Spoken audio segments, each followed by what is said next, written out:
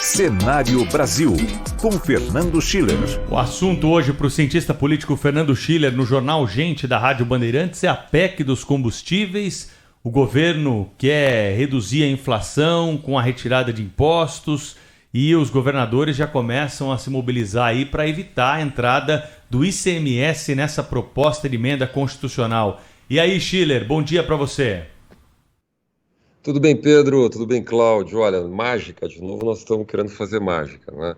É uma mágica teoricamente simpática, né? Quer dizer, quando você vai para o debate público, debate eleitoral, o presidente Bolsonaro, imagino que ele tenha essa ideia, quer dizer, vai poder dizer, olha, eu fiz a minha parte, baixei o PIS/COFINS, a CID, sobre energia, combustíveis, etanol, óleo diesel, gasolina e tal, e autorizei os governadores a darem um drible na lei de responsabilidade fiscal, porque no fundo é isso, né? Ontem eu conversava com pessoas especializadas na área do direito, enfim, direito tributário, assim, pô, os estados podem reduzir, né? Não precisa de uma PEC para autorizar o estado a reduzir ICMS, né? Pode reduzir ICMS, pode haver um acordo, inclusive, entre os governadores no CONFAS para reduzir ICMS.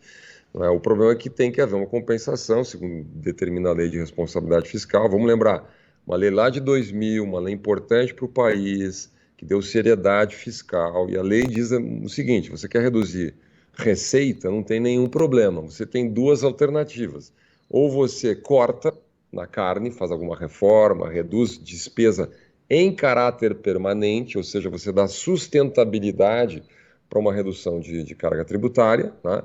Ou então você apresenta uma outra fonte de receita para compensar aquela perda de arrecadação. Isso é uma coisa básica, né? Eu sempre gosto de fazer a analogia com a família, porque família é assim, né? Você diz, vamos cortar essa receita aqui, porque por alguma razão, ótimo, então beleza, vamos reduzir despesa, né? Vamos viajar menos, vamos comprar menos coisa, etc. Ou a gente vai aumentar a receita por outro lado para compensar, né? O país começa a degringolar, né, ao longo prazo, médio prazo, enfim, quando ele começa a fazer essas invencionices. Então, de uma tacada, sem muito estudo, de maneira improvisada, vai lá e dá esse corte.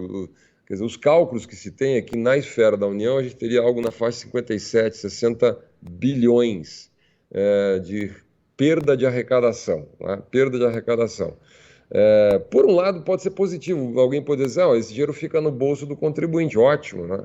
O problema é como o governo tem déficit, né? Déficit primário, projeção de déficit primário, o que vai acontecer? O que faz com o déficit primário? Vai para a dívida pública, né? E aí tem que ser financiado. Então nós vamos contrair dívida, né? Nós vamos pagar por essa dívida para financiar o combustível. É uma operação. As pessoas geralmente não percebem o que tem assim, um pouco por trás de uma decisão como essa, não é? Não é que está sobrando dinheiro, a gente vai pegar um dinheiro que está sobrando e a gente vai dar de isenção fiscal, não é? A gente vai financiar essa isenção, reduzindo o déficit público, não é? Aumentando o déficit público, né? Aumentando, portanto, emitindo papéis, não é? O que piora o resultado, né? O resultado fiscal do governo, a percepção sobre o resultado fiscal do governo, que é analisada por todo mundo, pelas agências de rating, por exemplo. Então, o Brasil fica mais longe de melhorar a sua nota em agências de rating, né? Ficamos mais longe do chamado investment grade, né? Que é a possibilidade de você ter uma nota de mercado que vai facilitar a entrada de investimentos, dinheiro de fora e assim por diante. Então, tem um resultado sistêmico esse processo, essas invencionistas, que a gente às vezes não se dá conta. Tem um lado demagógico nisso, né, Pedro? Porque, vamos lá, faz a conta. Para os estados, se os estados aderissem a essa possibilidade de dar esse drible aí na lei de responsabilidade fiscal, teria um custo de 170 bi, alguns falam em 200 bi, mas vamos ficar nessa faixa aí, entre 170 e 200 bilhões. Nós estamos falando de 23% da arrecadação fiscal dos estados. Sabe quando os estados iam fazer isso? Nunca. Não, nós estamos no ano eleitoral, as obras estão contratadas. A gente comentou várias vezes aqui, quer dizer, os estados também agem com irresponsabilidade. Deram aumento para funcionarismo público, pagaram lá bônus, chamaram bônus do Fundeb, tem obrigações legais, deram desconto de IPVA, desconto não, mas deram um congelamento, descontos e tal. Então os estados, obviamente, também estão fazendo campanha porque os governadores, 16 governadores são candidatos à reeleição, todos estão envolvidos na eleição.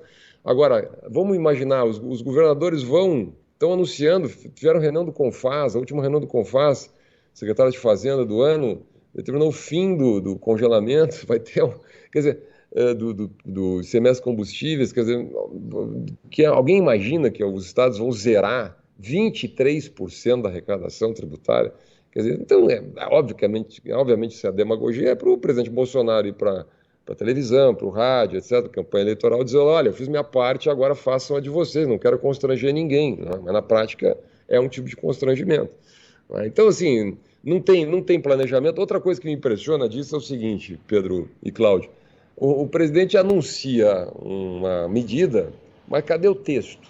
Como é que a gente analisa o texto? Daí começa a especulação, o que vai entrar, quanto é que vai custar isso? Tá? Quem vai ser o relator? Quem vai ser o autor disso? Né? O relator a gente vai saber depois, mas o autor seria o senador Alexandre Silveira.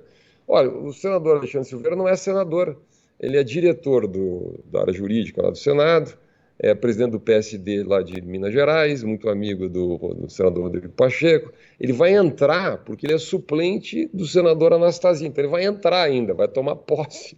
Então, a autoria da PEC seria de um senador que nem tomou posse ainda, e que teria sido convidado, foi convidado também naquele esquema, né, naquele jeito Bolsonaro, quer dizer, anunciar isso no microfone em algum momento, como líder do governo no Senado, né, que estava uma posição que está vaga, mas já disse que não vai aceitar, ou já deu indicativos que não vai aceitar, não faria nenhum sentido aceitar isso. Por quê? Porque é um líder importante do PSD.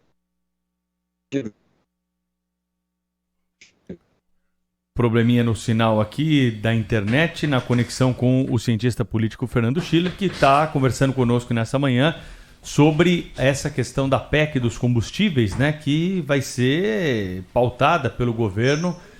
E nós vamos ter certamente também um parecer da área da economia sobre essa ideia, né, de se reduzir, zerar impostos ligados aos combustíveis. E que já tem, né, claro, né, Cláudio, os governadores aí torcendo o nariz para a proposta, porque o ICMS é a principal fonte de receita aí dos estados. Exatamente. Os governadores estão explorando mesmo os cidadãos com o valor do ICMS sobre os combustíveis, que tornam os combustíveis tão elevados, né?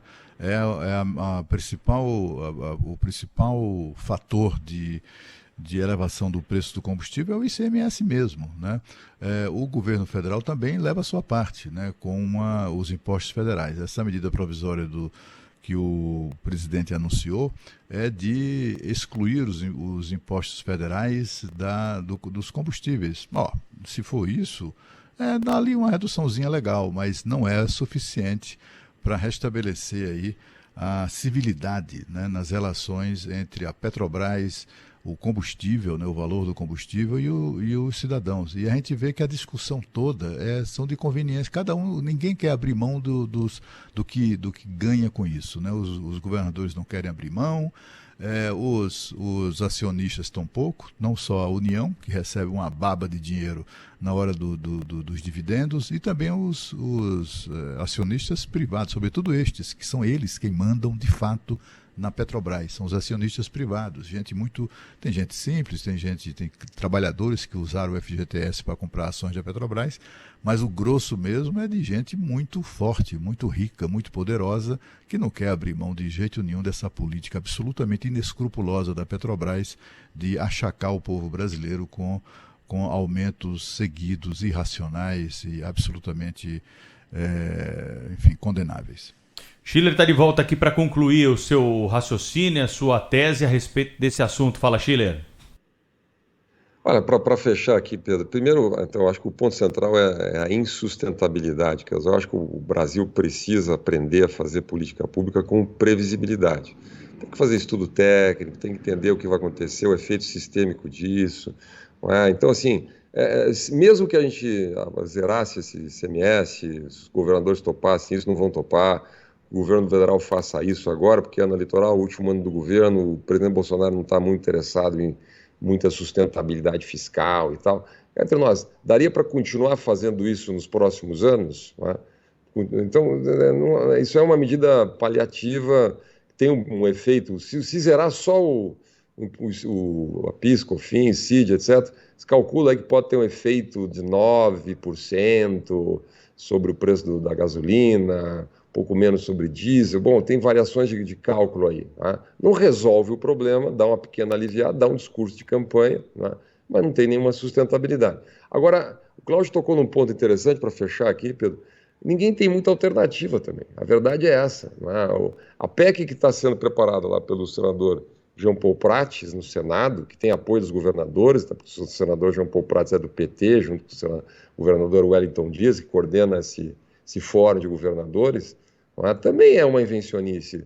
Aí vai querer aumentar imposto sobre exportação de petróleo, aí vai criar esse colchão, esse fundo com receitas não sabe de onde, para amortecer oscilações de preço, aí vai querer intervir na política de preço da Petrobras. O problema de intervir na política de preço da Petrobras, eu entendo o ponto do Cláudio, mas vamos lá, isso vai criar uma enorme perda patrimonial para a empresa. Por quê? Porque, imagina, o preço das ações, no fundo, o preço da companhia, que é um patrimônio, enfim, do povo brasileiro, que o Estado é majoritário, né, vai lá para baixo.